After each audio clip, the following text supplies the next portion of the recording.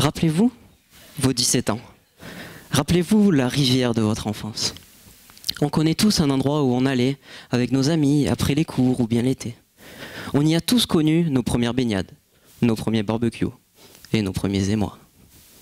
Malheureusement, il est fort probable qu'aujourd'hui, ce soit plutôt synonyme de premières infections et premières maladies. En effet, la rivière de votre enfance est malade. Et la baignade y est devenue impossible, car l'eau est polluée par les nitrates. Les nitrates proviennent des agriculteurs qui mettent des engrais pour fertiliser les sols. Ils le font pour obtenir de bonnes récoltes et vous permettre de manger 3 fois par jour à votre faim. Pour guérir la rivière, il faut donc aller voir un spécialiste, le docteur de l'eau. Moi, ne vous inquiétez pas, je vais vous prescrire un nouveau traitement révolutionnaire à base de plantes, une sorte de piège à nitrates. Le rôle des plantes est de fixer les nitrates présents dans le sol et responsables de la pollution des eaux. Essayez ce traitement et revenez me voir. Maintenant, imaginez de nouveau la rivière de votre enfance, délestée de toute pollution grâce à l'action des plantes pièges à nitrates.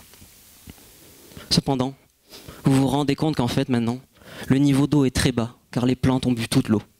Adieu le saut périlleux d'en haut du pont pour épater la jolie Marion.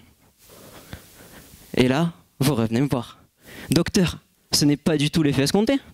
Ok, vos plantes ont réglé le problème de la pollution. Par contre, il n'y a quasiment plus d'eau. Comment je vais faire cet été pour me baigner? Je vais devoir aller à la piscine municipale? Sentir le chlore? Mettre un bonnet? Mettre un moule? Eh ouais, je sais. C'est malheureusement l'un des effets secondaires des plantes pièges à nitrates. Mais ne vous inquiétez pas. Le docteur de l'eau, toujours moi, travaille jour et nuit sur la question. Et le but de ma thèse est de vous permettre de vous baigner en toute sécurité lorsque les beaux jours reviendront. Mon travail, c'est étudier la consommation en eau des plantes pièges à nitrates.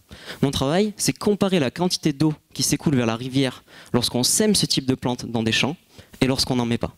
Et pour ça, j'utilise toute une batterie de sondes et de capteurs que j'installe dans le sol pour suivre l'activité des plantes en temps réel. Elles ne peuvent rien me cacher.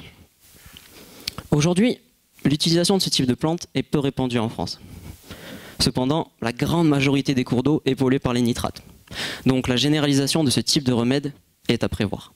La seconde partie de ma thèse, c'est justement l'étude de cette généralisation à l'échelle d'un territoire. J'imagine des scénarios dans lesquels tous les agriculteurs utilisent ce type de plantes. Quel serait l'impact sur le niveau de la Garonne?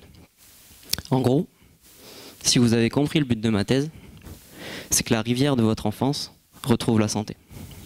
Et un jour peut-être, vous amènerez vos enfants découvrir cet endroit merveilleux. Et peut-être même, ils découvriront leur première baignade, leur premier barbecue et leurs premiers émois. Merci.